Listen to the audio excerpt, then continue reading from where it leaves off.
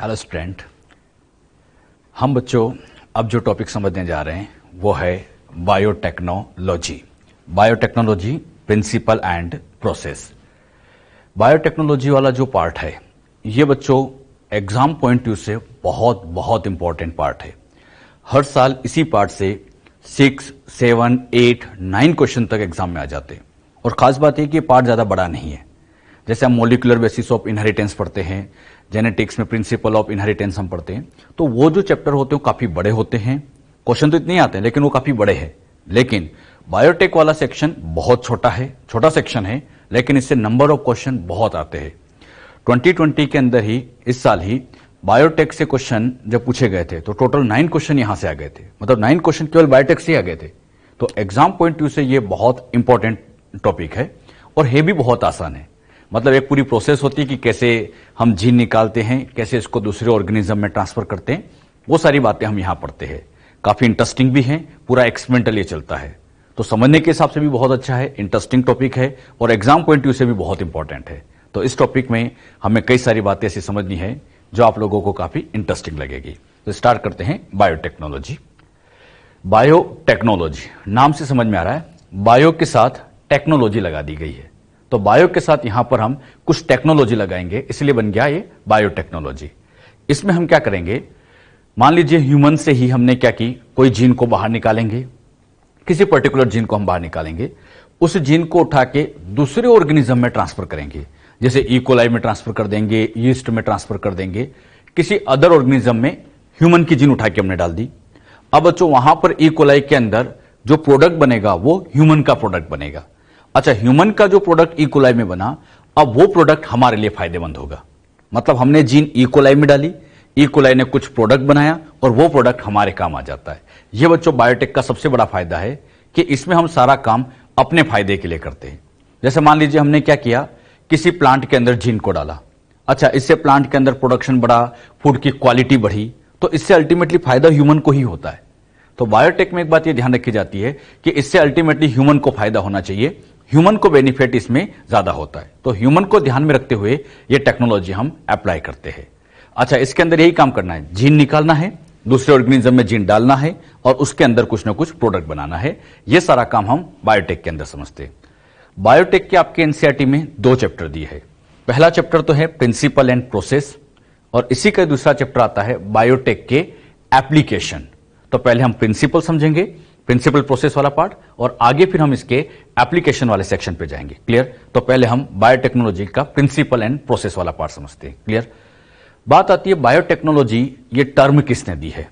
Biotechnology term देने वाले scientist थे कार्ल इरेकी। तो biotechnology term was given by Karl Ereky. तो कार्ल इरेकी साइंटिस्ट ने बायोटेक्नोलॉजी टर्म दी थी। बायोटेक्नोलॉजी के अंदर हम करते क्या है? तो biotechnology it is use of organism. हम ऑर्गेनिज्म का यूज करेंगे और देयर कंपोनेंट, या तो ऑर्गेनिज्म या उनका कोई कंपोनेंट हो सकता है, जैसे उनका कोई प्रोडक्ट हो सकता है, कुछ भी। तो ऑर्गेनिज्म या उनका कोई कंपोनेंट यूज करेंगे टू प्रोड्यूस प्रोडक्ट, जिससे हम प्रोडक्ट बनाएंगे। And this product is useful for human, जो ह्यूमन के फायदे के लिए, ह्यूमन के बेनिफिट्स के लिए होंगे। मतलब हम ऑर्गेनिज्म या उसका कोई कंपोनेंट यूज करेंगे, उससे हम प्रोडक्ट बनाएंगे और ये प्रोडक्ट हमारे फायदे के लिए काम करता है। तो ये बच्चों बायोटेक्नोलॉजी की एक डेफिनेशन होती है। क्लियर? बायोटेक्नोलॉजी की अगर हम बात करें तो इसके 2 पार्ट है या इसके 2 इराज है। इसमें बच्चों एक पार्ट आता है वो है ओल्ड बायोटेक या ट्रेडिशनल बायोटेक, पुराने जमाने की बायोटेक आप कह सकते हो, या इसे मैं और अच्छे से कहूं 1970 से पहले की बायोटेक। ओल्ड बायोटेक मतलब बिफोर 1970 से पहले की बायोटेक, और ये आती है न्यू या मॉडर्न बायोटेक आफ्टर 1970। तो 1970 से पहले की बायोटेक को हम ओल्ड कह देते हैं, बाद वाली को हम न्यू बायोटेक कहते हैं। अब बात आती है ओल्ड और न्यू बायोटेक में एग्जैक्टली होता क्या है, मतलब इनके अंदर किया क्या जाता है। अच्छा, सबसे पहले हम स्टार्ट करते हैं ओल्ड या ट्रेडिशनल बायोटेक। ओल्ड या ट्रेडिशनल बायोटेक्नोलॉजी होती क्या है? ओल्ड बायोटेक्नोलॉजी का पर्पस होता है use of natural capability of micro organism to produce products. यानी प्रोडक्ट्स बनाने के लिए हम ऑर्गेनिज्म की नेचुरल पावर का यूज करते हैं, उसकी नेचुरल पावर का यूज करते हैं। यहां पर एक लाइन लिखिए, नेचुरल कैपेबिलिटी, ऑर्गेनिज्म की जो उसकी नेचुरल कैपेबिलिटी है उसका यूज करके हम प्रोडक्ट बनाते हैं। जैसे हम एग्जांपल लेते हैं, ज्यादा अच्छा समझ में आएगा। कर्ड का प्रोडक्शन, अच्छा कर्ड का बनना ये लैक्टोबैसिलस स्पीशीज से होता है। अच्छा कर्ड, दही आप सभी जानते हैं लैक्टोबैसिलस से बनाते हैं। अच्छा इसी तरह से वाइन ब्रेड का बनना सैक्रोमाइसिस सेरेवेसिस से होता है। ये एक तरह से ओल्ड बायोटेक का ही पार्ट होता है। आप लोग सभी जानते हैं कर्ड बनता कैसे है। कर्ड बनाने के लिए सबसे पहले क्या किया जाता है, ऐसे फ्लास्क के अंदर पहले मिल्क को ले लिया जाता है। अच्छा ये मिल्क को ले लिया गया, इस मिल्क को अच्छे से गर्म कर दिया जाता है, बहुत अच्छे से इसको गर्म करते हैं। गर्म करने के बाद आप सभी जानते हैं इसके अंदर घरों पे ऐसे ही करते हैं कि पुराना जो कर्ड होता है उसको इसमें हल्का सा मिला देते हैं। क्लियर, मान लीजिए ये पुराना कर्ड था, ये पुराना कर्ड इसके अंदर ऐड कर देते हैं। बात आती है पुराना कर्ड क्यों मिलाते हैं।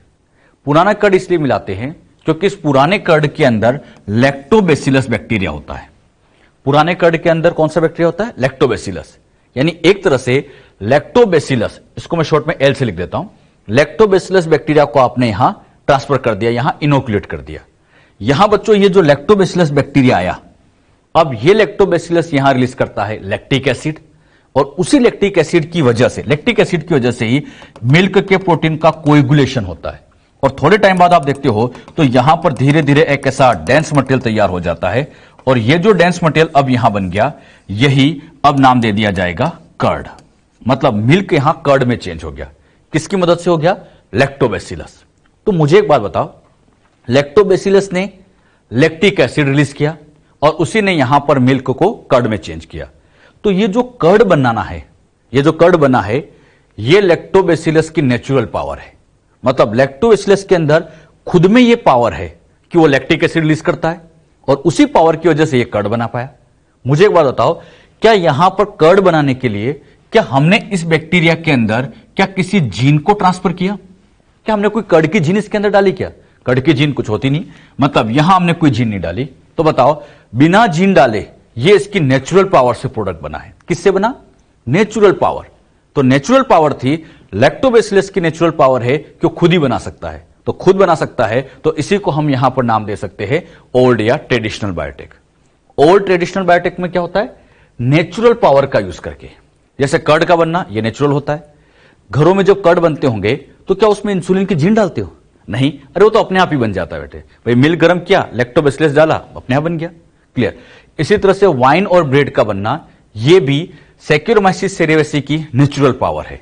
तो नेचुरल पावर से ऐसे प्रोडक्ट का बनना, ये ओल्ड बायोटेक्नोलॉजी में आता है। ओल्ड बायोटेक क्या है, क्लियर हुआ सबको अच्छे से बच्चों? तो आप इसको नोट भी कर लीजिएगा। अच्छा, ओल्ड के साथ अब अगला केस लेते हैं, न्यू बायोटेक्नोलॉजी। न्यू या मॉडर्न बायोटेक्नोलॉजी, ये 1970 के बाद की आप कह सकते हो बायोटेक्नोलॉजी है। यूज ऑफ जेनेटिक इंजीनियरिंग या recombinant DNA technology to produce product. यहां हम जेनेटिक इंजीनियरिंग का यूज करेंगे और उससे हम प्रोडक्ट बनाएंगे। अच्छा, इसका बहुत अच्छा एग्जांपल आता है। For example, human insulin gene transferred in E coli. E coli के अंदर ह्यूमन की इंसुलिन की जीन को ट्रांसफर किया गया, जिससे वहां इंसुलिन का प्रोडक्शन हुआ। यह बच्चों न्यू बायोटेक का एक बहुत अच्छा एग्जांपल होता है। क्लियर। एग्जैक्टली यहां पर होता क्या है, जैसे मैं इसको और अच्छे से आपको क्लियर करूं। मान लीजिए बच्चों, ये कोई पर्सन है, मान लीजिए ह्यूमन है, और इस ह्यूमन के अंदर डायबिटीज है। मतलब ये पर्सन है, इसको डायबिटिक पर्सन है, डायबिटीज है। डायबिटीज में आप जानते हैं इसके अंदर ब्लड शुगर लेवल ज्यादा रहता है। डायबिटिक पेशेंट में ही होता है, ब्लड शुगर लेवल ज्यादा है। अब इन पेशेंट को क्योर करना है, ठीक करना है। बताओ कैसे ठीक करें? डायबिटिक पेशेंट को ठीक करने के लिए आप सभी जानते हैं कि इसके लिए इसमें इंसुलिन का इंजेक्शन लगाया जाए, इसके अंदर इंसुलिन का इंजेक्शन लगाया जाए, यही होता है। अब बात आती है इंसुलिन लाया कहां से जाए। सबसे बड़ा क्वेश्चन तो यह है कि इंसुलिन को हम लाए कहां से। अच्छा, पुराने जमाने में क्या किया जाता था? पुराने जमाने में इंसुलिन लाने के लिए या तो काऊ का या पिग का यूज किया जाता था। काऊ या पिग का यूज किया जाता था। काऊ या पिग को मारा जाता था, फिर इनकी बॉडी से इंसुलिन बाहर निकाला जाता था। बहुत ध्यान समझना, पुराने जमाने में काऊ पिग को मारते थे, फिर उनकी बॉडी से इंसुलिन निकालते थे, और जो इंसुलिन निकलता था फिर इसको ह्यूमन में इंजेक्ट कर देते थे। अच्छा, ह्यूमन में इंजेक्ट करते तो फिर ये पर्सन यहां पे ठीक होता। लेकिन यहां एक प्रॉब्लम ये होती थी कि जब आप काऊ या पिग का इंसुलिन ह्यूमन में डालते हैं तो कुछ लोग तो इसमें ठीक हो जाते हैं, लेकिन बहुत सारे लोगों के अंदर एलर्जिक प्रॉब्लम आ जाती है। कई सारे लोग इसको एक्सेप्ट नहीं कर पाते, एलर्जिक प्रॉब्लम आ जाती है। और एक और बड़ी प्रॉब्लम, यहां इंसुलिन ट्रांसफर करने के लिए काऊ और पिग को मारना, यह भी कोई अच्छी बात नहीं है। मतलब यह तरीका इतना अच्छा नहीं था, इसमें एलर्जिक प्रॉब्लम आती थी क्योंकि आपने ह्यूमन के अंदर किसी नॉन ह्यूमन का प्रोडक्ट डाला है। तो ह्यूमन की बॉडी इसमें एज ए अपोजिशन यहां पर रिजेक्शन शो करती है, मतलब इस इंसुलिन को एक्सेप्ट नहीं करती और एलर्जी शो करने लग जाती है। अब बात आती है तो फिर इंसुलिन लाए कहां से? पुराने जमाने में तो काऊ पिग का यूज करते थे, लेकिन वो सक्सेस नहीं था। तो फिर बात आती है इंसुलिन को लाए कहां से? अच्छा, इस इंसुलिन को लाने के लिए अब क्या किया जाता है? सबसे पहले ह्यूमन से ह्यूमन की इंसुलिन की जीन को बाहर निकालते हैं। ह्यूमन से ह्यूमन की इंसुलिन की जीन को बाहर निकालेंगे। अब मुझे बताओ, इंसुलिन की जीन कहां से बाहर निकाले? कौन सी सेल से?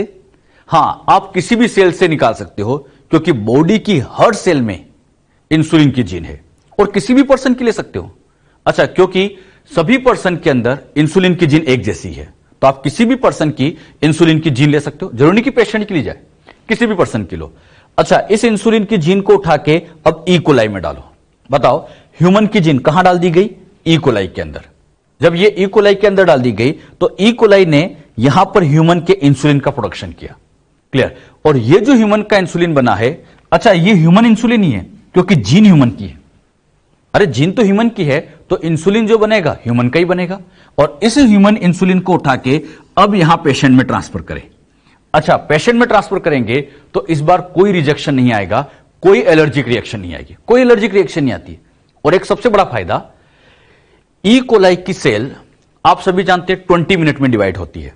तो जैसे जैसे ये सेल्स डिवाइड होती जाएगी, यहां प्रोडक्शन भी बहुत ज्यादा होगा, यानी कम टाइम में हम लार्ज स्केल लेवल पर प्रोडक्शन कर सकते हैं। दो फायदा, एक तो एलर्जी नहीं होती और कम टाइम में प्रोडक्शन भी ज्यादा हो सकता है। और खास बात, ये प्रोडक्ट है तो ह्यूमन का ही, प्रोडक्ट है तो ह्यूमन का ही, क्योंकि ह्यूमन की जीन से ही बनाए। तो ह्यूमन की जीन का प्रोडक्ट है, तो पेशेंट में अगर डालते भी है तो कोई साइड इफेक्ट के चांस नहीं, कोई एलर्जी की प्रॉब्लम नहीं है। तो हमने यहां किया क्या? जीन को निकाला, ई कोलाई में डाला, प्रोडक्ट बनाया, फिर ह्यूमन में ट्रांसफर किया। तो ऐसे जीन निकाला, ई कोलाई में डालना, यह सारा जो पार्ट होता है, यही बच्चों कहलाता है जेनेटिक इंजीनियरिंग। ये एक तरह की इंजीनियरिंग है। हम इसमें जीन को बाहर निकाल रहे हैं, उसको काट रहे हैं, आगे मैं समझाऊंगा, वेक्टर के साथ जोड़ेंगे, ई कोलाई में डालेंगे। यह सब एक तरह की इंजीनियरिंग होती है, जेनेटिक लेवल की इंजीनियरिंग। तो इसी को नाम दिया जेनेटिक इंजीनियरिंग। तो जेनेटिक इंजीनियरिंग से हम प्रोडक्ट बना रहे, और जेनेटिक इंजीनियरिंग से प्रोडक्ट का बनना यह कहलाता है न्यू या मॉडर्न बायोटेक। यानी बायोटेक के कितने पार्ट हो गए? दो। एक हो गया ट्रेडिशनल बायोटेक, एक हो गया मॉडर्न बायोटेक। ट्रेडिशनल में ऐसे जीन नहीं डालते थे, नेचुरल पावर का यूज करते थे। तो नेचुरल पावर से अगर कोई प्रोडक्ट बनता है, किससे? नेचुरल पावर से बनता है, तो वो कहलाता है ओल्ड बायोटेक। और अगर जेनेटिक इंजीनियरिंग से बनाया जाए तो यह कहलाता है न्यू बायोटेक। और न्यू या मॉडर्न बायोटेक का बेस्ट एग्जांपल इंसुलिन का बनना। ये इंसुलिन का बनना मैंने बस एक बेसिक समझाया आप लोग को, इसको डिटेल में आप लोगों को बायोटेक की एप्लीकेशन में समझाया भी जाएगा, डिटेल में समझाया जाएगा कि एग्जैक्टली इसको कैसे कैसे बनाया गया होगा। सब कुछ आपको वहां पर क्लियर कर दिया जाएगा। क्लियर? तो जो बात यहां पर अभी आपको समझाई है, यहां पर जो भी समझाई है, क्लियर हुई बच्चों अच्छे से? तो इस पॉइंट को आप लोग नोट भी कर लीजिएगा। क्लियर? हमने बच्चों अभी बायोटेक की ओल्ड और न्यू दोनों डेफिनेशन हमने समझी है। ओल्ड डेफिनेशन भी समझी थी और न्यू डेफिनेशन भी समझी थी। अब बच्चों ओल्ड और न्यू बायोटेक को आपस में कंबाइन करके यूरोपियन फेडरेशन ऑफ बायोटेक्नोलॉजी ने एक स्टैंडर्ड डेफिनेशन दी है। वो डेफिनेशन क्या होती है वो हम समझते हैं। The European federation of biotechnology, European federation of biotechnology, short में इसको ईएफबी कहते हैं। EFB has given of definition of biotechnology. इन्होंने बायोटेक्नोलॉजी की डेफिनेशन दी थी, that encompass both traditional view and modern view. मतलब ओल्ड बायोटेक और न्यू बायोटेक को आपस में मर्ज करके, दोनों को आपस में कंबाइन करके एक डेफिनेशन दी गई है। वो डेफिनेशन क्या कहती है? The definition given by EFB is as follow: the integration of natural science and organism, cells, parts thereof and molecular analogs for product and services. अब ये जो डेफिनेशन है कम से कम वर्ड में है, लेकिन बहुत कुछ समझाना चाहती है। अब ये डेफिनेशन को आप ध्यान से समझने की कोशिश करो कि एग्जैक्टली यहां पर कहना क्या चाहता है। यहां पर वर्ड को समझना, द इंटीग्रेशन। इंटीग्रेशन का मतलब तो समझ में आता है कि किन्हीं दो चीजों को आपस में कंबाइन कर दिया होगा, जोड़ दिया होगा।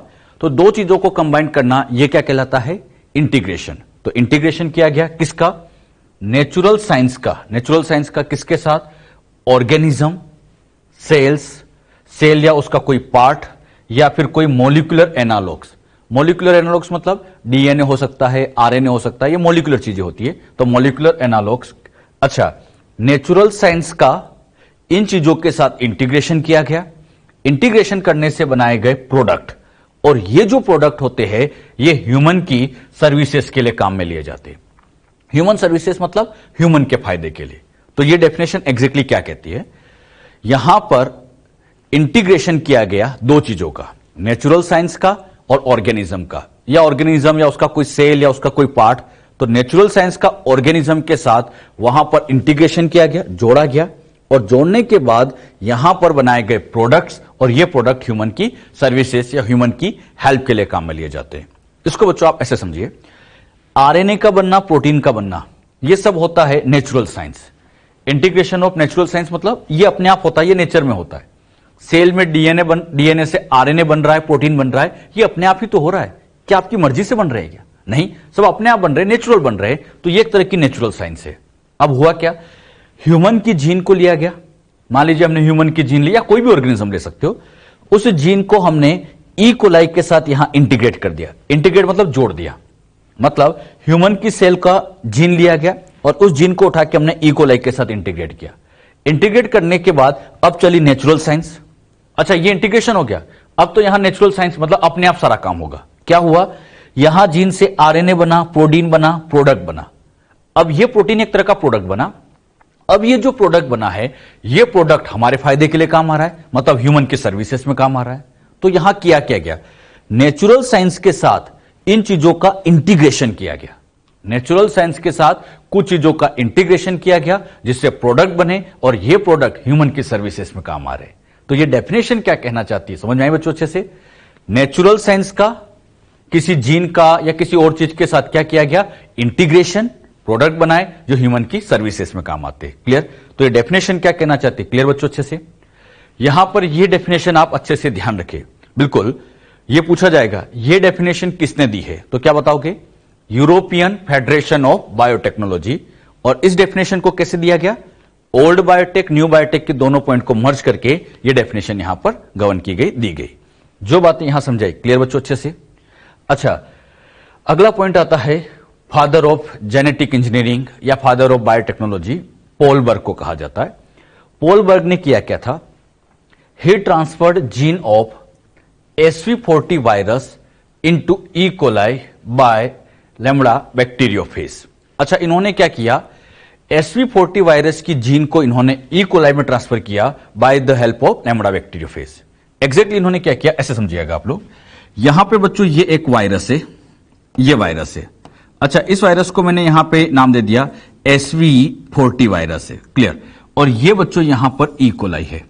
तो इन्होंने अब क्या किया?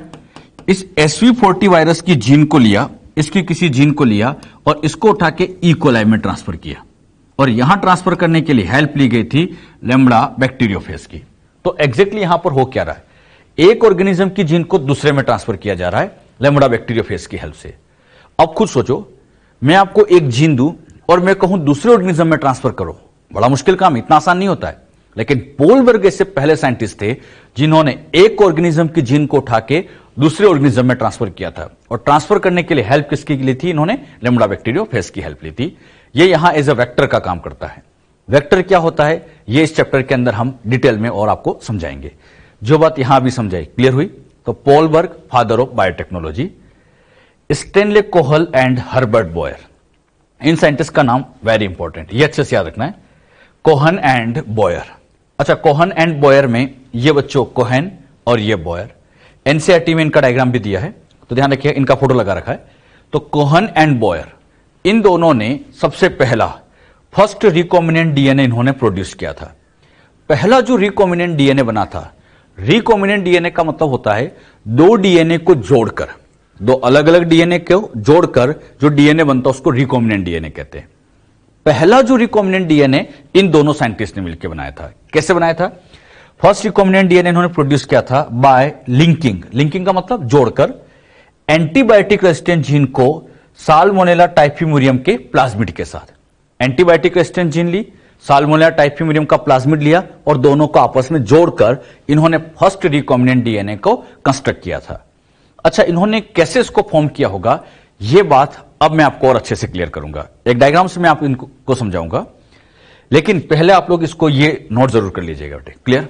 ये तो साइंटिस्ट के नाम, यहां पर आप इसको नोट जरूर कर लीजिएगा। अच्छा, क्वेश्चन आता है फर्स्ट रिकॉम्बिनेंट डीएनए किसने बनाया था? तो कोहेन एंड बॉयर ने। कैसे बनाया था? एंटीबायोटिक रेजिस्टेंट जीन को साल्मोनेला टाइफिमुरियम के प्लाज्मिड के साथ जोड़ा गया था। अब बात आती है एंटीबायोटिक रेजिस्टेंस जीन क्या होती है? एंटीबायोटिक रेजिस्टेंट जीन क्या होती है? पहले हमें यह तो क्लियर होना चाहिए कि एंटीबायोटिक रेजिस्टेंट जीन क्या है। पहले इस बात को हम क्लियर करते हैं, फिर रिकॉम्बिनेंट डीएनए कैसे बनाया था वो भी आपको समझाते हैं। क्लियर? यहां पे बच्चों खास बात यह है, मान लीजिए ये कोई एक बैक्टीरिया है, ये एक बैक्टीरिया है। इस बैक्टीरिया के अंदर एंटीबायोटिक रेजिस्टेंट जीन अब्सेंट है। एंटीबायोटिक रेजिस्टेंट जीन का काम होता है एंटीबायोटिक से बचाना, एंटीबायोटिक से बचाना। अब बच्चों इस बैक्टीरिया ने मान लीजिए अपने बॉडी में कुछ ना कुछ डिजीज कर रखी है, अपने अंदर कुछ ना कुछ प्रॉब्लम कर रखी है। हमारे अंदर इस बैक्टीरिया की वजह से डिजीज हो रही है। हम डॉक्टर के पास जाते हैं, डॉक्टर फिर हमें एक मेडिसिन देता है, उस मेडिसिन में होती है एंटीबायोटिक।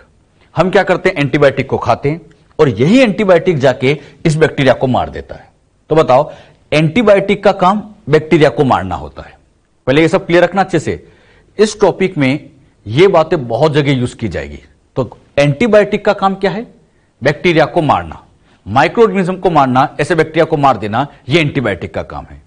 लेकिन एक बात आपने ये पढ़ी भी होगी और सुना भी होगा कि अगर हम बहुत ज्यादा एंटीबायोटिक का यूज करने लगे तब तो फिर बैक्टीरिया अपने अंदर कुछ रेजिस्टेंट पावर डेवलप कर लेते हैं। मान लीजिए बच्चों ये बैक्टीरिया है, अब इसके अंदर यहां पर समझाने के लिए ये कुछ एंटीबायोटिक रेजिस्टेंट जीन प्रेजेंट है। इस बैक्टीरिया के अंदर एंटीबायोटिक रेजिस्टेंट जीन प्रेजेंट है। अब इसके ऊपर एंटीबायोटिक डालते हैं।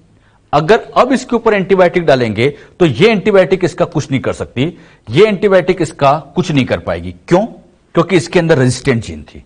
ये रेजिस्टेंट जीन से क्या बना होगा? आरएनए, और उस आरएनए से बना होगा प्रोटीन, और ये जो प्रोटीन बने होंगे ये प्रोटीन इस एंटीबायोटिक के एक्शन को ही खत्म कर देते। मतलब एंटीबायोटिक इस पर अटैक ही नहीं कर पाती है। तो मुझे बताओ, यहां पर एंटीबायोटिक ने तो बैक्टीरिया को मार दिया, लेकिन यहां एंटीबायोटिक बैक्टीरिया को क्यों नहीं मार पाई? हां, इसलिए नहीं मार पाई क्योंकि इसमें एंटीबायोटिक रेजिस्टेंट जीन प्रेजेंट है। अच्छा, यहां पर एंटीबायोटिक के रिस्पेक्ट में समझाता हूं। मान लीजिए इस एंटीबायोटिक का नाम एम्फीसिलिन है। एंटीबायोटिक का नाम क्या लिखा मैंने? एम्फीसिलिन। तो ये जो रेजिस्टेंट जीन हो जाएगी इसको हम लिख देंगे एम्फीसिलिन रेजिस्टेंट जीन। शॉर्ट में लिखा AMPR जीन। पूरा नाम बोलो, एम्फीसिलिन रेजिस्टेंट जीन। अच्छा, एम्फीसिलिन रेजिस्टेंट जीन का काम क्या है? एम्फीसिलिन एंटीबायोटिक से बचाना। मैं आगे ये वर्ड बोला करूंगा, एम्फीसिलिन, समझ जाओगे। एम्फीसिलिन क्या है? एंटीबायोटिक। और इस एंटीबायोटिक से बचाने के लिए इसमें क्या बैठी होती है? Antibiotic resistant gene.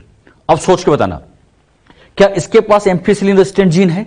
नहीं है। तो जैसे एम्फीसिलिन डालेंगे ये इसको मार देगा, लेकिन इसको नहीं मार पाया क्योंकि इसकी रेजिस्टेंट जीन है। तो बताओ, एंटीबायोटिक रेजिस्टेंट जीन का काम क्या है? एंटीबायोटिक रेजिस्टेंट जीन का काम क्या है? एंटीबायोटिक बनाना?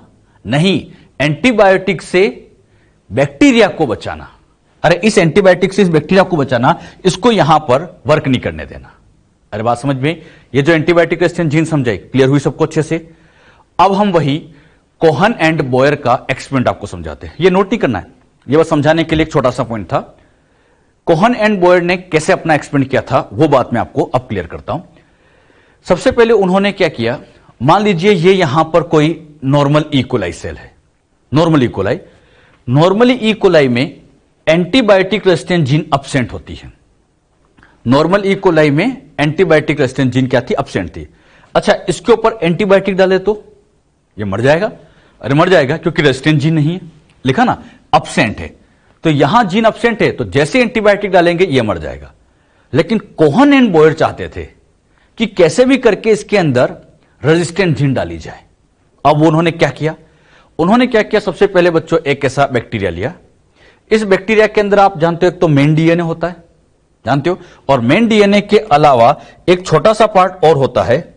यहां पर मेन डीएनए के अलावा एक छोटा सेक्शन और होता है, नाम बोलो उसका। ये जो छोटा सेक्शन होता है इसको आप लोग सभी जानते हो, प्लाज्मिड। इस प्लाज्मिड के अंदर यहां पे बच्चों ये एक कुछ स्पेशल जीन बैठी थी, यहां एक ऐसी स्पेशल जीन बैठी थी। ये जीन मान लीजिए एंटीबायोटिक रेजिस्टेंट जीन ही है, तो इन्होंने सबसे पहले इस जीन को यहां से बाहर निकाला। और यह जीन कौन सी थी, antibiotic resistant gene. Cohen and Boyer ने किसी बैक्टीरिया से एंटीबायोटिक रेजिस्टेंट जीन को बाहर निकाला, उसके प्लाज्मिड से निकाला। अब यह कौन सा बैक्टीरिया था इसका नाम उन्होंने मेंशन नहीं कर रखा है, नहीं अपनी एनसीईआरटी मेंशन किया है, बस उन्होंने यह कहा किसी बैक्टीरिया की प्लाज्मिड से एंटीबायोटिक रेजिस्टेंट जीन को बाहर निकाला। अब वो क्या चाहते थे, ये एंटीबायोटिक रेजिस्टेंट जीन कैसे भी करके ई कोलाई में डाल दी जाए, मतलब इस जीन को उठा के यहां पहुंचाया जाए। अब बताओ क्या यह जीन हवा में उड़ के चली जाएगी, ऐसे तो नहीं जाएगी। तो बात आती है फिर इस जीन को कैसे यहां ट्रांसफर करें। तो इसको ट्रांसफर करने के लिए कोहन एंड बॉयर ने क्या किया, एक दूसरा बैक्टीरिया काम में लिया। दूसरा बैक्टीरिया कौन सा लिया, साल्मोनेला टाइफीमुरियम। अब साल्मोनेला टाइफीमुरियम ये जो बैक्टीरिया होता है ये भी एक बैक्टीरिया है। इस बैक्टीरिया के अंदर मेन डीएनए, और मेन डीएनए के अलावा इसमें एक और होता है प्लाज्मिड। मेन डीएनए के अलावा इसमें क्या बैठा था, प्लाज्मिड। उन्होंने इस प्लाज्मिड को यहां से पहले बाहर निकाला। मुझे बताओ यह प्लाज्मिड किसका है, साल्मोनेला टाइफीमुरियम का। अब कोहन एंड बॉयर ने क्या किया, एंटीबायोटिक रेजिस्टेंट जीन इस बैक्टीरिया की थी, उसका नाम नहीं पता कौन सा बैक्टीरिया है, किसी बैक्टीरिया की एंटीबायोटिक रेजिस्टेंट जीन को लिया, साल्मोनेला टाइफीमुरियम का प्लाज्मिड लिया और इन दोनों को आपस में लिंक कर दिया। लिंक मतलब जोड़ दिया। और जैसे इन दोनों को आपस में जोड़ दिया तो यहां पर ये डीएनए भी और ये डीएनए भी, दो डीएनए जुड़ गए। और दो डीएनए जुड़ जाए तो ऐसे डीएनए को नाम दिया जाता है रिकॉम्बिनेंट डीएनए। अरे दो डीएनए चिपक गए, एक प्लाज्मिड वाला और एक रेजिस्टेंट जीन वाला। तो अरे प्लाज्मिड भी तो डीएनए ही होता है और ये रेजिस्टेंट जीन भी तो एक छोटा डीएनए ही है। तो दो डीएनए को आपस में कंबाइन किया गया, इसलिए नाम दिया रिकॉम्बिनेंट डीएनए। इसी का एक नाम और आरडीएनए। आगे बच्चों कई बार मैं आरडीएनए शब्द बोलूंगा, आर मतलब रिकॉम्बिनेंट। इसी का एक नाम और हाइब्रिड डीएनए भी कह सकते हैं, या इसी को ही काइमेरा या काइमेरिक डीएनए भी कह सकते हैं। ये काइमेरा डीएनए या काइमेरिक डीएनए भी इसको कह सकते हैं। ये सारे नाम एक ही है। रिकॉम्बिनेंट डीएनए कहो, काइमेरिक डीएनए कहो, हाइब्रिड डीएनए कहो, आरडीएनए कहो, एक ही बात है। इन दोनों डीएनए को आपस में जोड़ दिया तो ऐसे डीएनए का नाम बन गया रिकॉम्बिनेंट डीएनए। अच्छा, रिकॉम्बिनेंट डीएनए, ये पहला रिकॉम्बिनेंट डीएनए बनाया था किसने, कोहन एंड बॉयर ने। कैसे बनाया बताओ, कोहन एंड बॉयर ने एंटीबायोटिक रेजिस्टेंट जीन को साल्मोनेला टाइफीमुरियम के प्लाज्मिड के साथ जोड़ा। यह लाइन अभी हमने लिखी थी।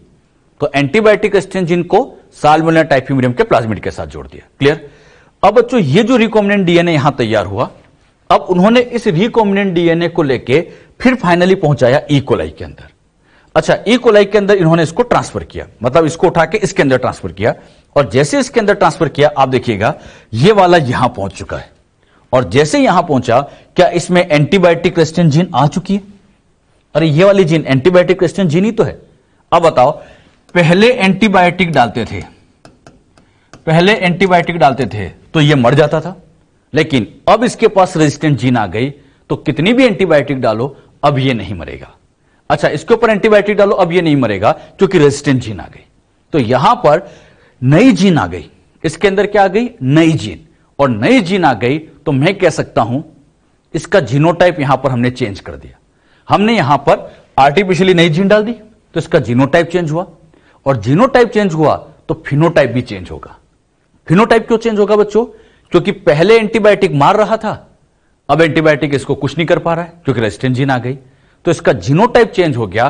तो एक तरह से ये हल्का सा जीन मॉडिफाइड कर दिया गया, इसके जीनोटाइप को हमने मॉडिफाइड कर दिया, तो इसी को लिखा गया genetic modified E coli. Genetic modified को शॉर्ट में लिखते हैं जीएम। जीएम का फुल फॉर्म जेनेटिक मॉडिफाइड। और ये जो जेनेटिक मॉडिफाइड ई कोलाई बना है, इसके अंदर एंटीबायोटिक रेजिस्टेंट जीन प्रेजेंट है। और जीन प्रेजेंट होने से अब एंटीबायोटिक इसका कुछ नहीं कर सकती। इसको तो अभी भी मार सकती है लेकिन इसको नहीं मार सकती क्योंकि रेजिस्टेंट जीन आ गई। तो मुझे बताओ, नई जीन जब हम डालते हैं जेनेटिक इंजीनियरिंग से, तो इसमें जीनोटाइप भी चेंज होगा क्योंकि नई जीन आई, हमने आर्टिफिशियली जीन डाल दी तो जीनोटाइप भी चेंज हो गया, तो साथ साथ फिनोटाइप भी चेंज हो जाएगा।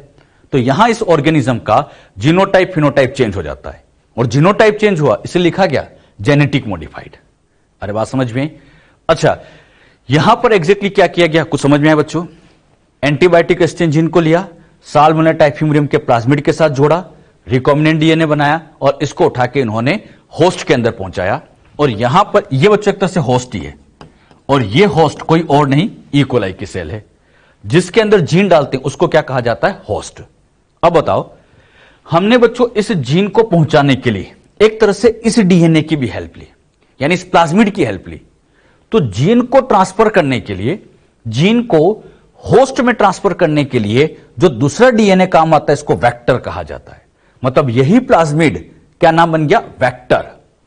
वेक्टर क्या होता समझना, वेक्टर बच्चों एक ऐसा डीएनए जो डिजायर्ड जीन, मतलब काम की जीन को होस्ट में पहुंचाता है।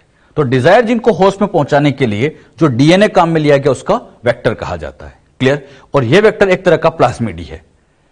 अब बच्चों के दिमाग में एक डाउट यहां बनता है कि सर ऐसा भी तो कर सकते थे कि इस पूरे प्लाज्मिड को ही बाहर निकालते और एस यहां डाल सकते थे।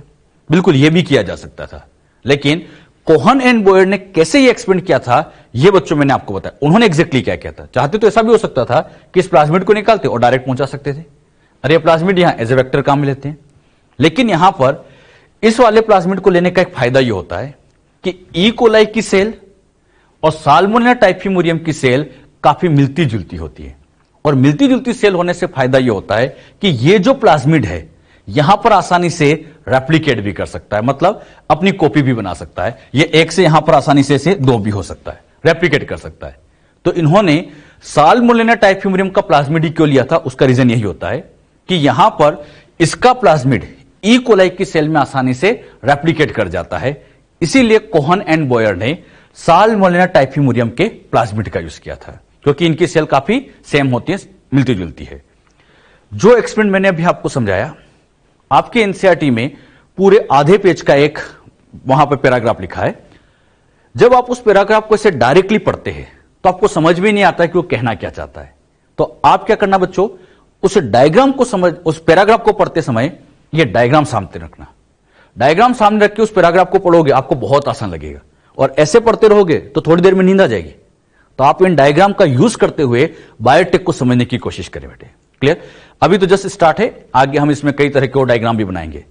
बायोटेक को समझने का बेस्ट तरीका, डायग्राम अगर आपके पास अच्छे हैं तो आप लोग इसको बहुत इजी वे में समझ जाएंगे। क्लियर?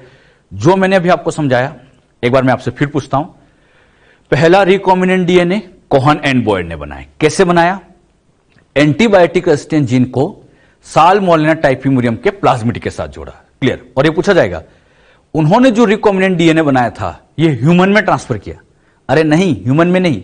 कहां ट्रांसफर किया था? ई कोलाई के अंदर। बात समझ में आई? और उन्होंने साल्मोनेला टाइफिमुरियम का प्लाज्मिड क्यों यूज किया? इसलिए यूज किया था क्योंकि इसका प्लाज्मिड ई कोलाई की सेल में आसानी से रेप्लिकेट कर जाता है, क्योंकि इनकी सेल काफी सेम होती है, मिलती जुलती होती है। जो बात यहां समझे, क्लियर? इसको अब नोट करो, ये भी नोट करो, हाँ इधर से अब नोट कर लो। क्या नोट्स अपने बच्चों अच्छे से? तो ये बातें आप लोगों को अब आनी चाहिए। अगला पार्ट अब हम यहां समझेंगे स्टेप्स ऑफ बायोटेक्नोलॉजी। बायोटेक्नोलॉजी में कौन कौन सी स्टेप्स फॉलो की जाती है। अभी तो मैंने आपको साइंटिस्ट के नाम समझाए, अब मैं इसकी स्टेप्स आपको समझाता हूं। बायोटेक की स्टेप को मैं अभी केवल एक बेसिक वे में समझाऊंगा, डिटेल में आगे पढ़ाएंगे, मतलब बहुत जल्दी आपको समझाएंगे। पहले एक बेसिक आपको क्लियर कर दें कि एग्जैक्टली बायोटेक्नोलॉजी में होता क्या है। तो शुरुआत से लेके मैं आपको एंड तक का एक बेसिक सेक्शन या एक तरह से कहूं ओवरव्यू आपको दे रहा हूं कि एग्जैक्टली बायोटेक में क्या होता है। डिटेल ही समझा रहा हूं, भी बेसिक बातें क्लियर कर रहे हैं। सबसे पहले मान लीजिए यह कोई सेल है, मान लीजिए हमारे लिए हमारी जो कंपनी है बायोटेक की कोई कंपनी इंसुलिन बनाना चाहती है सिखाने के लिए। उस कंपनी का टारगेट क्या है? इंसुलिन बनाना। अच्छा, इंसुलिन बनाने के लिए सबसे पहली रिक्वायरमेंट आती है इंसुलिन की जीन। बिना इंसुलिन की जीन के इंसुलिन बन नहीं सकता, तो हमें सबसे पहले चाहिए इंसुलिन की जीन। बात आती है इंसुलिन की जीन कहां से लाए। इंसुलिन की जीन कहां से लाए? तो इसके लिए मैंने आपको कई बार बताया, बॉडी की कौन सी सेल ले? कोई भी, तो हमने बॉडी की कोई भी सेल ले ली। अब इस सेल में से सबसे पहले सेल में से जितना भी डीएनए उस डीएनए का आइसोलेशन किया जाता है। अच्छा, आइसोलेशन कैसे किया जाता है ये भी समझाऊंगा मैं आगे। मैंने कहा ना बस मैं यहां पर बेसिक समझा रहा हूं, स्टेप के एक तरह से नाम लिख रहा हूं, केवल डिटेल में आगे पढ़ाएंगे। सबसे पहले डीएनए का आइसोलेशन कर देते हैं। डीएनए बाहर आ गया। अब बच्चों जो डीएनए बाहर आया इसे डीएनए को काटेंगे और काटने के लिए यहां पर एंजाइम आता है आरई। आरई का फुल फॉर्म रेस्ट्रिक्शन एंडोन्यूक्लियस। अच्छा, यह नाम हमने पहले भी कई बार लिया है, रेस्ट्रिक्शन एंडोन्यूक्लियस। अब बच्चों ये बारी आ रही है कि रेस्ट्रिक्शन एंडोन्यूक्लियस को हम डिटेल में समझे, तो यस, इसको भी हम बहुत जल्दी डिटेल में पढ़ने वाले हैं, किसके क्या क्या फीचर्स होते हैं। क्लियर? आरई का काम अभी ध्यान रखो, डीएनए को काटेगा। अच्छा, डीएनए को काटेगा तो डीएनए कैसे कई टुकड़े बन जाएंगे, ऐसे बहुत सारे टुकड़े बनेंगे। हमारा डीएनए बहुत बड़ा है तो ऐसे कई फ्रेगमेंट्स बनेंगे। जब ये फ्रेगमेंट्स बन जाएंगे तो इन सब फ्रेगमेंट में से सारे फ्रेगमेंट हमारे काम के नहीं है। हमारे लिए काम का कौन सा होता है? इंसुलिन की जीन। तो हमें इन फ्रेगमेंट में से इंसुलिन की जीन ढूंढनी पड़ेगी, सर्च करनी पड़ेगी कि इनमें कैसे पता लगाए कि इंसुलिन की जीन कैसे है। अच्छा, ये कैसे पता लगाते हैं ये भी मैं आगे समझाऊंगा आपको। अभी बस मैंने कहा ना स्टेप के नाम लिख रहा हूं केवल। यहां पे बच्चों इनमें से इंसुलिन की जीन कैसे पता करते हैं वो भी समझा देंगे। अच्छा, मान लीजिए सिखाने के लिए ये रेड वाली इंसुलिन की जीन है। कौन सी वाली? रेड वाली। तो अब ये इंसुलिन की जीन जो हमने सिलेक्ट कर ली है, यहां पे हम करेंगे selection of desired gene. Selection of desired gene मतलब जो हमारे डिजायर्ड जीन किसको कहते हैं? जो हमारे लिए इंपॉर्टेंट है, जिससे हमें प्रोडक्ट बनाना है। इंसुलिन की जीन डिजायर्ड जीन है तो ये इंसुलिन की जीन आ गई। अभी इंसुलिन की जीन की नंबर बहुत कम है, मतलब कई बार हम जब वेक्टर के साथ जोड़ेंगे तो हो सकता है कि प्रॉपर जुड़ नहीं पाए क्योंकि नंबर कम है, क्योंकि एक बार में जुड़ जाए कोई जरूरी भी नहीं। तो हमें इसकी पहले नंबर बढ़ा लेनी चाहिए। जैसे मैंने कहा नंबर बढ़ाना है, उसी टाइम आपका दिमाग भी क्लिक करना चाहिए, सब सिखा चुका हूं मैं। अगर हमें जीन की नंबर बढ़ाना है, डीएनए को एम्पलीफाई करना है, कौन सी technique? Yes, very good, PCR. तो यहां पे हम नंबर इंक्रीज करेंगे बाय पीसीआर। अच्छा, पीसीआर करते ही यह नंबर बढ़ जाएगी। पीसीआर करने का फायदा नंबर बढ़ाने के लिए, लेकिन मैं फिर कहूंगा पीसीआर ऑप्शनल होता है। अगर बच्चों नंबर मान लो यहां पहले से ही ज्यादा होती तो फिर पीसीआर करने की आवश्यकता नहीं है, पीसीआर की जरूरत नहीं है।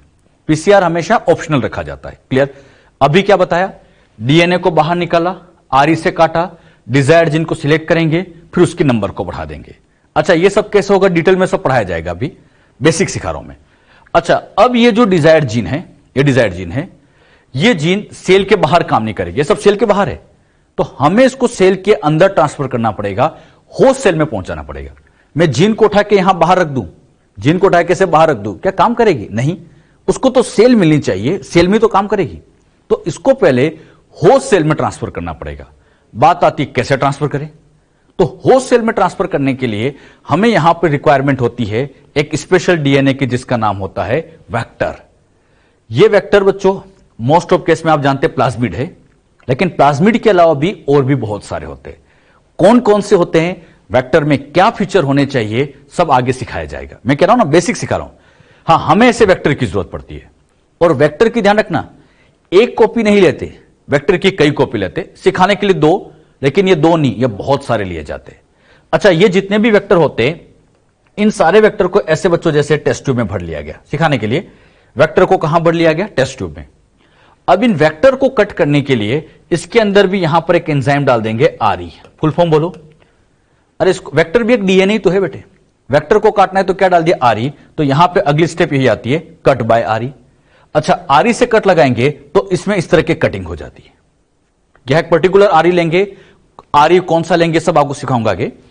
यहां पर जैसे हम आरई लेंगे इसमें से कट लग जाते हैं। अच्छा, यह सब काम टेस्ट ट्यूब में ही होता है। यह सारा काम कहां किया जा रहा है बच्चों? टेस्ट ट्यूब में। मतलब टेस्ट ट्यूब के अंदर ही ये वेक्टर पड़े। सिखाने के लिए मैंने दो बनाए, लेकिन ऐसे दो नहीं, टू नहीं, ये बहुत सारे होते हैं, ऐसे बहुत सारे लिए जाते हैं। एक जैसे वेक्टर की कई कॉपी ली जाती है। क्लियर? अच्छा, ये वेक्टर कट चुके हैं। अब बताओ, ये भी कटे हुए फॉर्म में है, ये भी कटे हुए फॉर्म में है। अब इनको उठा के इसके अंदर डाल दिया जाएगा। मतलब ये जो बच्चों यहां पर डीएनए था, इस डीएनए को उठा के, ये जो डिजायर्ड जीन थी, इस डिजायर्ड जीन को उठा के इसी टेस्ट ट्यूब में डाल देंगे। अब इनको चिपकाना है, इनको और इनको चिपकाना है, तो साथ ही साथ एक एंजाइम मिलाते हैं, लाइगेस। कौन सा? लाइगेस, तो यहां पे ज्वाइन करने के लिए डीएनए लाइगेस, ये डीएनए लाइगेस इस टेस्ट ट्यूब में डाल देते। बताओ टेस्ट ट्यूब में क्या डाल दिया, डीएनए लाइगेस। लाइगेस क्या करेगा, इसको और इसको जोड़ेगा, मतलब ये और ये आपस में जुड़ेंगे। अब बच्चों जुड़ते टाइम एक चांस ये होता है, ध्यान सुनना, अब ये केसेस इंपॉर्टेंट है। जब ये ज्वाइन होते हैं, जुड़ते हैं, तो एक चांस ये होता है कि यहां पर ये वेक्टर वापस खुद से जुड़ जाए। हां बिल्कुल चांस है भाई, लाइगेज है, और मैं तो कहूंगा ज्यादा चांस है कि ये खुद से जुड़ जाए। अगर बच्चों ये यहां पर खुद से चिपक गया, मान लो खुद से चिपक गया, तो जैसे ये कटा फिर जुड़ गया, कटा और फिर जुड़ गया। अगर ये वापस जुड़ गया तो ये पहले जैसा ही बन जाएगा। अरे जैसे ये चिपकेगा पहले जैसे तो बन गया। मुझे बताओ क्या इसमें नया डीएनए आ पाया, नहीं आ पाया, तो यहां नया डीएनए नहीं पहुंचा। ऐसा हो सकता है कि वेक्टर खुद से जुड़ जाए, इसीलिए हम ज्यादा कॉपी लेते हैं। अच्छा, एक केस ये भी तो हो सकता था कि ये डिजायर्ड जीन आके यहां जुड़ जाए, मतलब यहां पर ऐसे ये बच्चों डिजायर्ड जीन जुड़ जाए, बिल्कुल हो सकता है। तो यहां पे बच्चों हो सकता है ऐसे डिजायर्ड जीन जुड़ जाए। मतलब दो चांस है, पहला चांस ये खुद से जुड़ जाए और दूसरा चांस डिजायर्ड जीन यहां जुड़ जाए। दो बातें हैं। अगर बच्चों ये खुद से ही जुड़ गया तो यहां नया डीएनए कुछ आया नहीं, तो इसमें हम स्पेशल नाम लिखेंगे नॉन रिकॉम्बिनेंट डीएनए। क्या लिखेंगे बच्चों, नॉन रिकॉम्बिनेंट डीएनए। इसको शॉर्ट में भी लिख सकता हूं एनआर। एनआर मतलब नॉन रिकॉम्बिनेंट, ये नॉन रिकॉम्बिनेंट डीएनए। अच्छा क्यों कहा नॉन रिकॉम्बिनेंट, इसको इसलिए कहा गया है क्योंकि ये खुद से जुड़ गया, नया कुछ जुड़ नहीं पाया। अच्छा, इसी नॉन रिकॉम्बिनेंट डीएनए को मैं एक नाम और लिख सकता हूं, सेल्फ लाइगेटेड। वर्ड समझने की कोशिश करना बच्चों, सेल्फ लाइगेटेड, नाम से समझ में आ रहा है, खुद से ही लाइगेट हो गया, कुछ नया नहीं, खुद से ही लाइगेट हो गया तो सेल्फ लाइगेटेड हो गया। लेकिन यहां बताओ इस वाले के अंदर कुछ नया जुड़ गया है, और नया जुड़ गया तो यह बन गया रिकॉम्बिनेंट डीएनए। तो मुझे बताओ एक चांस थी खुद जुड़ जाए, एक चांस थी कि यहां कुछ नया जुड़ जाए। तो दो तरह के केसेस बनते हैं, एक तो होता है नॉन रिकॉम्बिनेंट, एक रिकॉम्बिनेंट। अच्छा, इन नॉन रिकॉम्बिनेंट और रिकॉम्बिनेंट में से आप बताओ कौन सा हमारे लिए काम का है, कौन सा हमारे लिए इंपॉर्टेंट है, नॉन रिकॉम्बिनेंट या रिकॉम्बिनेंट? हां, हमारे लिए काम का तो रिकॉम्बिनेंट है, क्योंकि हमारी डिजायर जीन इसके पास है। अरे इसके पास तो कुछ नहीं है, ये तो पहले से ही बैठा है हमारे पास। क्लियर? तो हमारे लिए काम का रिकॉम्बिनेंट है, ये हमारे लिए काम का है। टेस्ट ट्यूब में दोनों बने हैं, ये सब टेस्ट ट्यूब में हो रहा है, टेस्ट ट्यूब में दोनों बने हैं, लेकिन काम का हमारे लिए है। हम यहां पर अभी इन दोनों में से इसका कोई सिलेक्शन अभी नहीं करेंगे। सिलेक्शन का काम हम थोड़ी देर बाद करेंगे कि इसको कैसे सिलेक्ट किया जाए कि ये हमारे काम का है, कैसे इसको हम पहचाने, वो सिलेक्शन भी हम आगे सीखेंगे। अभी जो बात मैंने आपको समझाई क्लियर हुई? क्या क्या सिखाया? डीएनए को बाहर निकाला, आरई से काटा, डिजायर्ड जीन को ढूंढा, नंबर पीसीआर से बढ़ाई, वेक्टर को लिया, उसको भी आरई से काटा, जोड़ा, दो केस बने। क्या क्या? एक तो नॉन रिकॉम्बिनेंट, दूसरा रिकॉम्बिनेंट। अच्छा, ये डीएनए बन चुके हैं, अब ये सब सेल के बाहर ही चल रहा है, टेस्ट ट्यूब में चल रहा है सारा काम। अब हमें इसे कहीं ना कहीं सेल के अंदर तो ट्रांसफर करना पड़ेगा। सेल के बाहर डीएनए कुछ काम का नहीं बेटे, सेल के अंदर पहुंचाना पड़ेगा। तो बात आती है इन डीएनए को सेल के अंदर कैसे पहुंचाए। तो अगला पार्ट ये आता है, इनको हम ट्रांसफर करेंगे, ट्रांसफर इन होस्ट सेल। कहां ट्रांसफर करने वाले? होस्ट सेल के अंदर इसको हम ट्रांसफर करने वाले हैं। जो बात अभी मैंने आपको समझाई, पहले इतना नोट कर लीजिएगा, ये नोट कर लो, और ये भी नोट कर लीजिए। अब ये डायग्राम कंप्लीट नहीं हुआ, और भी है इसमें आगे, कंटिन्यू। इसको हम फिर होस्ट सेल के अंदर ट्रांसफर करेंगे। जब बच्चों हम इन दोनों डीएनए को यहां पर फिर से ले लेते हैं, ये वाला कौन सा था आप बोलो नाम? नॉन रिकॉम्बिनेंट, ये वाला रिकॉम्बिनेंट, और इनको उठा के कहां ट्रांसफर कर रहे हैं? होस्ट सेल के अंदर। यहां इनको उठा के हम होस्ट सेल में ट्रांसफर कर रहे हैं। सिखाने के लिए ये मैंने होस्ट सेल यहां पर आपके सामने ड्रॉ कर दी है। ये बच्चों यहां पर होस्ट सेल है, क्लियर? और इनको उठा के हम ट्रांसफर इन होस्ट सेल, हम बच्चों इसको होस्ट सेल में ट्रांसफर करने जा रहे हैं, इनको होस्ट सेल में ट्रांसफर करने जा रहे हैं, दोनों को उठा के होस्ट सेल में पहुंचा रहे हैं। अब बहुत ध्यान समझना, जो होस्ट सेल रहते हैं, जैसे होस्ट सेल बैक्टीरिया हो गया, ई कोलाई हो गया, तो ये जो डीएनए मैंने बनाया ये तो इनका ओरिजिनल डीएनए, बैक्टीरिया में एक मेन डीएनए तो होता ही है, हम बच्चों ये एक्स्ट्रा यहां पहुंचाने जा रहे हैं। क्लियर? अब यहां पर सबसे पहली बात ध्यान से सुनना, हम यहां पर होस्ट के नंबर 1 2 नहीं लेते, ये भी बहुत सारी ली जाती है। मतलब हम पेट्री डिश के अंदर ऐसी बहुत सारी होस्ट सेल, कई सारी बैक्टीरियल सेल लेते हैं। सिखाने के लिए मैंने 3 बनाई है, लेकिन ऐसी बहुत सारी ली जाती है। अच्छा, जब इनको उठा के आप होस्ट में पहुंचाते, कैसे पहुंचाते हैं यह भी मैं आगे आपको समझाऊंगा। मैं फिर कह रहा हूं ना, बेसिक सिखा रहा हूं बस अभी तो, कि आपको कौन कौन सी स्टेप फॉलो करनी है, डिटेल आगे आएगा। अच्छा, जब इनको हम होस्ट सेल में पहुंचाते हैं तो पहला चांस यह था, ध्यान से सुना, कि इन दोनों में से कोई भी यहां होस्ट के अंदर ना पहुंचे। मतलब दोनों में से कोई भी यहां ना पहुंचे, बिल्कुल ये हो सकता है। और मैं तो कहूंगा ज्यादा चांस ये होगा कि इनमें से कोई भी ना पहुंचे। ज्यादातर सेल में डीएनए पहुंचते ही नहीं है। जीन ट्रांसफर करना इतना आसान काम नहीं है, बड़ा मुश्किल काम होता है, काफी कॉम्प्लिकेशंस होती है इसमें, तो ध्यान रखना ये इतना इजीली ट्रांसफर नहीं होगा। तो पहला केस, दोनों में से यहां पर कोई नहीं गया। अच्छा, एक केस बच्चों, अच्छा दोनों में से कोई नहीं गया तो ये हो गया नॉन ट्रांसफॉर्मेंट। नॉन ट्रांसफॉर्मेंट मतलब कोई ट्रांसफर नहीं हुआ, और ट्रांसफर नहीं हुआ तो नॉन ट्रांसफॉर्मेंट। मैं आगे शॉर्ट में एंटी इसको लिखा करूंगा, बार बार ये पूरा नाम नहीं लिखेंगे, हम शॉर्ट में एंटी लिखा करेंगे। एंटी का फुल फॉर्म बोलो सभी, नॉन ट्रांसफॉर्मेंट, कि यहां पर दोनों में से कोई ट्रांसफर नहीं हुआ। ट्रांसफर नहीं हुआ इसलिए नॉन ट्रांसफर, तो नॉन ट्रांसफॉर्मेंट कह देंगे। अच्छा, ये वाला डीएनए सेल के अंदर सपोज करो यहां पहुंचा।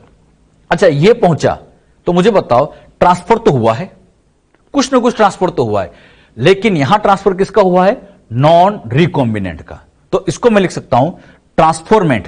ट्रांसफॉर्मेंट क्यों कहा? ट्रांसफर हुआ। Transformant with non recombinant, transformant with non recombinant, इसको मैं से लिखूंगा टी मतलब ट्रांसफॉर्मेंट, एनआर मतलब नॉन रिकॉम्बिनेंट। तो ट्रांसफॉर्मेंट विथ नॉन रिकॉम्बिनेंट। एक चांस बच्चों ये भी तो था कि ये वाला उठ के यहां चला जाए, अरे बिल्कुल, और ये वाला मान लो यहां पहुंचा, मान लो ये वाला उठ के यहां पहुंचा, ये वाला पहुंचा यहां पे। जब बच्चों ये वाला यहां पहुंचेगा तो अब बताओ ट्रांसफर तो हुआ, सोच समझ के बताना, ट्रांसफर तो हुआ, लेकिन किसका? रिकॉम्बिनेंट का। तो इसको मैं लिखूंगा ट्रांसफॉर्मेंट विथ रिकॉम्बिनेंट सेल, और इसको शॉर्ट में लिखेंगे टी आर। टी मतलब ट्रांसफॉर्मेंट, क्योंकि ट्रांसफर हो रहा है। रिकॉम्बिनेंट का हुआ तो ट्रांसफॉर्मेंट विथ रिकॉम्बिनेंट। आप बताओ कितने केस बन गए? 3 केस। पहला केस, दोनों में से कोई नहीं गया, नॉन ट्रांसफॉर्मेंट।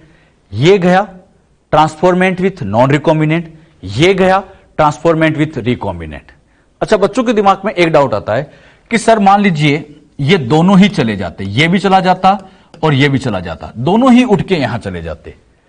ये केस बच्चों एक्सट्रीमली रेयर हो सकता है, बहुत ही रेयर होगा, क्योंकि बच्चों एक डीएनए ट्रांसफर हो जाए यही बहुत बड़ी बात है।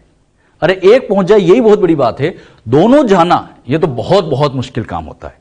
इसीलिए हम इसको कंसीडर करते नहीं है, क्योंकि ये जनरली बनता ही नहीं है। नॉर्मल केस, नॉन ट्रांसफॉर्मेंट, और ये 2 केस और, मतलब टोटल 3 केस यहां बनते हैं। अच्छा, इन तीनों में से सोच समझ के बताना, ये 3 केस आपके सामने बने हैं, कौन सा आपके काम का है? इन तीनों सेल में से कौन सी सेल काम किए? अब डीएनए पहले बाहर था, टेस्ट ट्यूब के अंदर था, ये सब टेस्ट ट्यूब में रखा हुआ था, हमने इनको सेल के अंदर पहुंचा दिया, क्योंकि अब सेल के अंदर ही तो ये एक्सप्रेस होकर आरएनए बनाएगा, तो सेल में पहुंचाना बहुत जरूरी है। तो हमने इनको सेल के अंदर पहुंचा दिया। लेकिन इन तीनों सेल में से मैं कहूंगा बस यही सेल हमारे काम की है। क्यों? क्योंकि हमारा डिजायर्ड जीन, जो हमारी काम की जीन है, इंसुलिन की जीन है, वो यहां बैठी है। तो हम इन तीनों में से अब इसका सिलेक्शन करेंगे, तीनों में से इसका सिलेक्शन करेंगे। सिलेक्शन कैसे करते हैं ये फिर आगे आएगा। मैंने कहा ना अभी बस मैं बेसिक सिखा रहा हूं आपको, सिलेक्शन फिर आगे आ जाएगा। जो बात यहां भी मैंने समझाई है, तो पहले बच्चों ऐसे ये नोट कर लो, क्या ये लिखना अच्छे से, और यही लिखना आगे मैं ऐसे शॉर्ट में लिखा करूंगा, इसको भी नोट कर लो। हुआ इतना नोट? अच्छा, अब ये जो तीनों सेल आपके सामने बनाई थी, ये तीनों सेल यहां लिख दी मैंने फिर से। नॉन ट्रांसफॉर्म बार बार लिखने की जरूरत नहीं, उसी को हम आगे कंटिन्यू कर रहे हैं। Non transformant, transformant with non recombinant, transformant with recombinant. यहां जो 3 सेल थी मैंने ऐसे ड्रॉ कर दी। अब हमें इसका सिलेक्शन करना है, तो अगला पार्ट यही है, selection of transformant with recombinant. मतलब हम इसका सिलेक्शन करने जा रहे हैं। इसको सिलेक्ट कैसे करते हैं, क्या इसका प्रोसीजर होता है, ये आगे आएगा। मैंने कहा ना आगे आ जाएगा ये सब चीजें, बस आप अभी ध्यान रखो, इसको सिलेक्ट करेंगे क्योंकि यहां पर डिजायर्ड जीन है। तो इसको बच्चों यहां सिलेक्ट कर लिया गया। अब बताओ इसके अंदर नई जीन है, मतलब ये एक तरह का जेनेटिक मॉडिफाइड है, तो मैं लिख सकता हूं जेनेटिक मॉडिफाइड ऑर्गेनिज्म, क्योंकि नई जीन आ गई है, जीनोटाइप बदल गया। इसको शॉर्ट में लिखा जाएगा जीएमओ। जीएमओ मतलब जेनेटिक मॉडिफाइड ऑर्गेनिज्म। अभी तक हमने क्या काम किया, एक बेसिक बात समझो। सेल में से डीएनए बाहर निकाला, आरई से काटा, डिजायर्ड जीन को ढूंढा, पीसीआर से नंबर बढ़ाई, वेक्टर के साथ जोड़ा, वेक्टर के साथ जोड़ते ही होस्ट में पहुंचाया, ये केसेस बने और इनमें से हमने इसको सिलेक्ट किया। यही काम किया हमने। ऐसे डीएनए को बाहर निकालना, काटना, होस्ट में पहुंचाना और ये सिलेक्ट करना, जीएमओ बनाना, यहां तक की कहानी बच्चों जेनेटिक इंजीनियरिंग कहलाती है। ये पूरी जेनेटिक इंजीनियरिंग है। ये बायोटेक का पहला पार्ट होता है। बायोटेक का पहला पार्ट होता है जेनेटिक इंजीनियरिंग करना, जिसमें हम डीएनए बाहर निकालते हैं, नंबर बढ़ाते हैं, वेक्टर के साथ जोड़ते हैं और फाइनली जीएमओ बना लेते हैं। जीएमओ मतलब जेनेटिक मॉडिफाइड ऑर्गेनिज्म। यहां तक अभी तक जो मैंने सिखाया ये था जेनेटिक इंजीनियरिंग का काम। लेकिन अब खास बात और चालू होती है। यहां पे बच्चों इसके अंदर इंसुलिन की जीन है, ये इंसुलिन की जीन बैठी है। लेकिन एक बात मुझे बताओ, यहां इंसुलिन की जीन तो है, लेकिन इस जीन से आरएनए बनेगा, इंसुलिन बनेगा। एक जीन से एक इंसुलिन बन जाएगा, तो इससे अपनी कंपनी बहुत पैसा कमा लेगी? नहीं, इससे तो कुछ होना नहीं है। तो हमें क्या करना पड़ेगा, इसकी नंबर को बढ़ाना पड़ेगा। यह अब बायोटेक का दूसरा पार्ट चालू होता है। बायोटेक का सेकंड पार्ट यह होता है कि हम इसकी नंबर को बढ़ाएं, क्योंकि नंबर बढ़ेगी तभी तो प्रोडक्शन बढ़ेगा, तभी तो कंपनी फायदे में जाएगी। तो हमें इसकी नंबर को बढ़ाना पड़ेगा। अच्छा, नंबर बढ़ाने के लिए ये जो डीएनए है, मतलब ये जो प्लाज्मिड आपको दिख रहा है, पहले इसकी नंबर सेल के अंदर ही बढ़ा दी जाए। मतलब ये 1 है तो यहां पर हम इसकी नंबर 1 से बच्चों ऐसे यहां पर ये 2 कर दे, 1 से इसकी नंबर ही यहां पर 2 कर दे। अच्छा, यहां पर ये डिजायर्ड जीन लगी थी, ये इस तरह से हमने इसके अंदर 1 से इसकी नंबर 2 कर दी। प्लाज्मिड की कितनी कॉपी कर दी? 2 कॉपी कर दी। अब बात आती है ये 1 से 2 कैसे हो जाए। तो इसको 1 से 2 करने के लिए खास बात यह ध्यान दी जाती है कि ये जो प्लाज्मिड, ये जो वेक्टर हमने लिया है, इसके अंदर ORI होना जरूरी है। ORI बहुत पहले नाम मैंने लिया था। ORI का फुल फॉर्म बोलो, ओरिजिन ऑफ रेप्लिकेशन। तो जो वेक्टर हम लेते हैं उसमें ओरिजिन ऑफ रेप्लिकेशन साइट होनी चाहिए, ORI साइट होनी चाहिए। ORI से फायदा क्या होगा, जैसे ये प्लाज्मिड रेप्लिकेट करेगा तो यहां पर प्लाज्मिड रेप्लिकेट करेगा तो डिजायर्ड जीन भी रेप्लिकेट कर जाएगी। मतलब ये प्लाज्मिड के रेप्लिकेशन करने के लिए वेक्टर में ORI का होना बहुत जरूरी है। आगे जब मैं वेक्टर की प्रॉपर्टी आपको लिखवाऊंगा, अभी लिखो मत, वेक्टर की प्रॉपर्टीज जब मैं आपको नोट कराऊंगा तो ध्यान रखना, पहली प्रॉपर्टी में आपको यही बताऊंगा, ORI होना चाहिए। क्यों होना चाहिए समझे बेटे? ORI होने से यह रेप्लिकेट कर जाएगा। अब सोचो, अगर इसमें ORI नहीं होता तो, ORI नहीं होता तो ये रेप्लिकेट नहीं कर पाता, तो आगे की सेल में कैसे जाएगा? तो जो भी वेक्टर हम चूज करते हैं उसकी सबसे पहली प्रॉपर्टी होती है कि उसमें ORI साइट होना चाहिए ताकि इसकी नंबर बढ़े। अब बताओ, यहां पर ये प्लाज्मिड है तो सेम ही, तो प्लाज्मिड की कितनी कॉपी हो गई? 2। अरे 2 कॉपी हो गई। अच्छा, फिर रेप्लिकेट कर दो तो 4, 4 हो जाएगी। फिर रेप्लिकेट करो तो 8। एक सेल में ही ऐसे प्लाज्मिड की कई कॉपी हो सकती है। आप लोग जनरली ये पढ़ते हैं, आप लोग जनरली ये सोचते होंगे कि बैक्टीरिया के अंदर केवल एक प्लाज्मिड होता है। बात सही है, लेकिन इस एक प्लाज्मिड की यहां पर कई कॉपी हो सकती है, बहुत सारी कॉपी हो सकती है। इवन यहां पर कई बार तो ये 100 तक हो सकती है बच्चों। तो यहां पर ऐसे प्लाज्मिड की कॉपी नंबर को बढ़ाया जाता है। तो एक खास बात, ORI साइट यहां पर क्यों चाहिए? Increase copy number of plasmid. अब मुझे बताना है कॉपी नंबर क्या है? अरे इसकी तो कॉपी बनाई हमने, तो कॉपी बनाना यही कॉपी नंबर कहलाता है। तो प्लाज्मिड की कॉपी नंबर इंक्रीज करते हैं, साथ ही साथ सेल की नंबर भी इंक्रीज करते हैं। And increase the number of cell, मतलब सेल की नंबर को increase the number of cell, दोनों काम करेंगे। प्लाज्मिड की नंबर तो बढ़ाई रहे, साथ ही साथ सेल की नंबर भी बढ़ाई जाएगी। बात आती है सेल की नंबर कैसे बढ़ाए। सेल की नंबर बढ़ाना है तो इसको डिवाइड करेंगे। आगे मैं आपको समझाऊंगा। इन सेल को डिवाइड करने के लिए हम बड़े बड़े बायोरिएक्टर लेंगे, जिनमें 1000 लीटर का कल्चर मीडियम भरेंगे और सेल को रात दिन ग्रो कराएंगे, जिससे इसकी बच्चों नंबर बढ़े। जैसे ये है तो ये प्लाज्मिड भी रेप्लिकेट करता जाएगा। मतलब यहां पर आप देखोगे तो ऐसे प्लाज्मिड की नंबर भी बढ़ती जाएगी और इन सेल्स की नंबर भी बढ़ती जाएगी। हमें दोनों काम करना है, प्लाज्मिड की नंबर सेल के अंदर बढ़ाना है और सेल की नंबर भी बढ़ती जानी है, ताकि इससे अल्टीमेटली प्रोडक्शन बहुत ज्यादा हो। हमारा टारगेट यही है, प्रोडक्शन को बढ़ाना है। तो प्रोडक्शन बढ़ाने के लिए इन जीन्स की नंबर बढ़ानी पड़ेगी। तो इससे प्लाज्मिड की कॉपी नंबर भी बढ़ा देते हैं और सेल की नंबर भी बढ़ा देते हैं, ताकि इससे अल्टीमेटली प्रोडक्शन ज्यादा हो। अरे बात समझ में? तो एक बात ये हमेशा ध्यान रखना, प्लाज्मिड की कॉपी नंबर भी बढ़ाई गई, सेल भी नंबर बढ़ाई गई। कैसे बढ़ाते हैं? इसके लिए हम बायोरिएक्टर का यूज करते हैं। बायोरिएक्टर में क्या फीचर्स होते हैं वो फिर आगे आएगा। तो अभी बस ये बातें समझो क्या कर रहे हैं। जीएमओ बनाते हैं, उसके नंबर को बढ़ा देते हैं। नंबर क्यों बढ़ाएगी समझ में आया बच्चों से? अच्छा, अब यहां पर होगा क्या, ये जो बच्चों हमने नंबर यहां बढ़ाई है, अब ये जो जीन थी, अब इस जीन से यहां बनेगा आरएनए, आरएनए से बनेगा प्रोटीन, अरे प्रोटीन बनेगा, और यही प्रोटीन एक तरह से बन जाएगा प्रोडक्ट। मतलब इस सेल के अंदर प्रोडक्ट बनेगा, यहां पर भी इस सेल के अंदर बनेगा प्रोडक्ट, इस सेल के अंदर यहां भी बनेगा प्रोडक्ट। मतलब इन सारी सेल्स के अंदर ऐसे प्रोडक्ट बनते जाएंगे, ऐसे प्रोडक्ट बनते जाएंगे। हमें बच्चों सेल से मतलब है या प्रोडक्ट से? अरे ये प्रोडक्ट मान लो इंसुलिन ही है, तो हमें तो इस इंसुलिन को मार्केट में बेचना है, सेल थोड़ी बेचने जाएंगे। हमें इन प्रोडक्ट को इन सेल में से अब बाहर निकालना पड़ेगा। तो अगला पार्ट यही होता है, नंबर बढ़ाने के बाद अगला पार्ट आता है isolation, purification and quality test of product. अच्छा, आइसोलेशन ऑफ प्रोडक्ट मतलब यहां से प्रोडक्ट को बाहर निकालेंगे, फिर उस प्रोडक्ट को पूरी तरह से प्यूरिफाई करेंगे कि उसमें कोई टॉक्सिक तो नहीं है, तो प्यूरिफिकेशन करेंगे, साथ ही साथ उसकी क्वालिटी टेस्ट करेंगे। बायोलॉजिकल चीजों में क्वालिटी चेक करना बड़ा इंपॉर्टेंट होता है कि जो प्रोडक्ट बनाया है वो वाकई में ढंग से काम कर रहा है नहीं कर रहा है, उसकी क्वालिटी कैसी है। हम मार्केट में कोई चीज लेने जाते हैं तो हम ये तो देखते हैं कि इसको क्वालिटी कैसी है, तो यहां पर हम उसकी क्वालिटी चेक करेंगे कि एग्जैक्ट जो प्रोडक्ट बना उसकी क्वालिटी कैसी है। तो क्या क्या किया गया? आइसोलेशन किया गया, प्यूरिफिकेशन किया गया, क्वालिटी टेस्ट की जाती है प्रोडक्ट की। और खास बात, जब प्रोडक्ट की क्वालिटी टेस्ट कर दी, क्वालिटी में अच्छा बना है, तो फिर उस प्रोडक्ट की पैकेजिंग करेंगे और साथ ही साथ मार्केटिंग करेंगे। मतलब उस प्रोडक्ट को अच्छे तरीके से पैक किया जाएगा और उसको फिर मार्केट में लॉन्च कर दिया जाएगा। अच्छा, मार्केटिंग कराने के लिए हम एमआर का यूज करते हैं। बायोलॉजिकल चीजें के प्रोडक्ट के लिए हम एमआर का यूज कर सकते हैं। तो ध्यान रखिए, प्रोडक्ट को पैक करते हैं और अच्छे तरीके से उसकी मार्केटिंग कराते हैं। मार्केटिंग करेंगे तो फाइनली ये प्रोडक्ट मार्केट में बिकेगा, और जब मार्केट में लोग बाग इसको खरीदेंगे तो उसी से तो पैसा मिलेगा, और उसी पैसे से फिर बायोटेक की कंपनियां ग्रो करती है। तो कैसे बायोटेक की स्टेप्स काम में ली जाती है, कुछ समझ में आया बच्चों?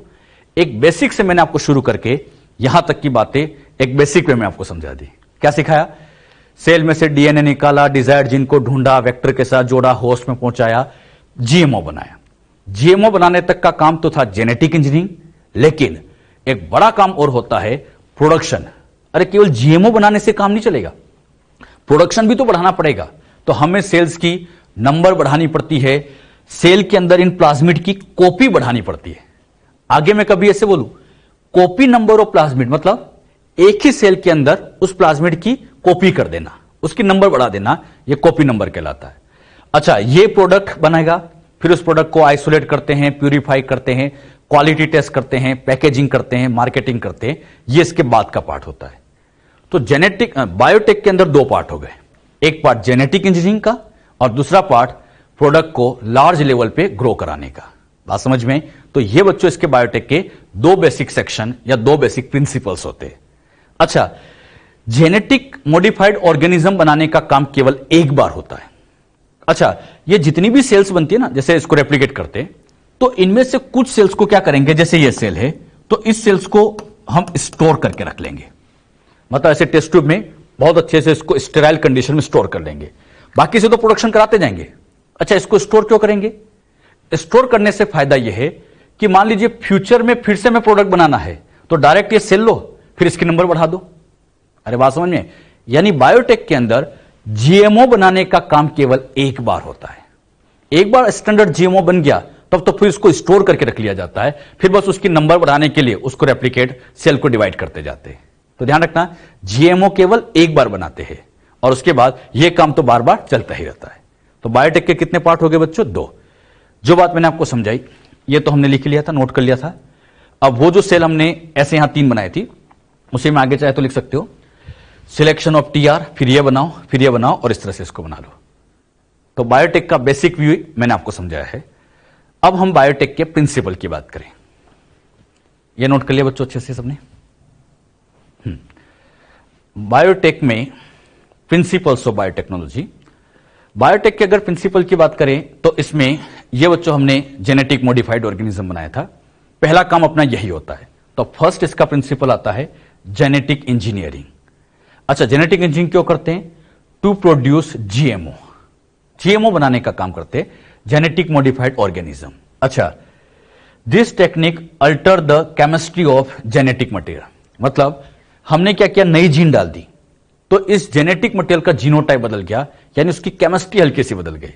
अच्छा, हम यहां पर केमिस्ट्री ऑफ जेनेटिक मटेरियल को चेंज करते हैं, मतलब नई जीन डालते हैं तो उसका जीनोटाइप बदल जाता है। इसीलिए एनसीईआरटी लिखती है चेंज द केमिस्ट्री। केमिस्ट्री मतलब उसमें कुछ हमने चेंजेस कर दिया है। क्लियर? अच्छा, यहां पे अगला खास बात, मॉडिफाइड डीएनए मतलब आरडीएनए, ये आरडीएनए हो गया एक तरह का। RDNA introduce into host organism, host organism में डाल रखा है।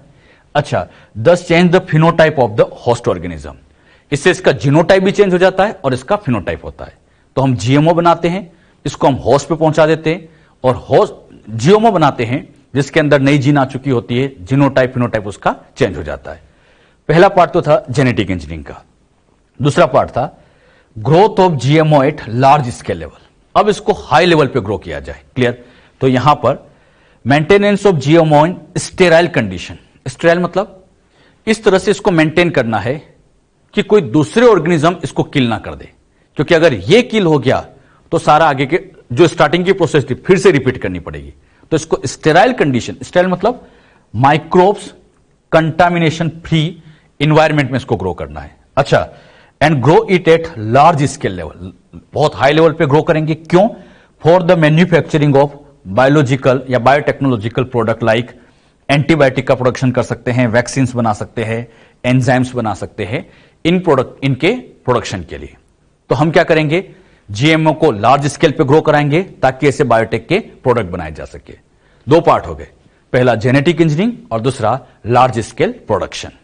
अच्छा, जो बातें यहां पर अभी समझाई इसको भी आप नोट करके रखिए। ये एनसीईआरटी की बातें हैं, तो इसके दोनों प्रिंसिपल भी आपको आना चाहिए।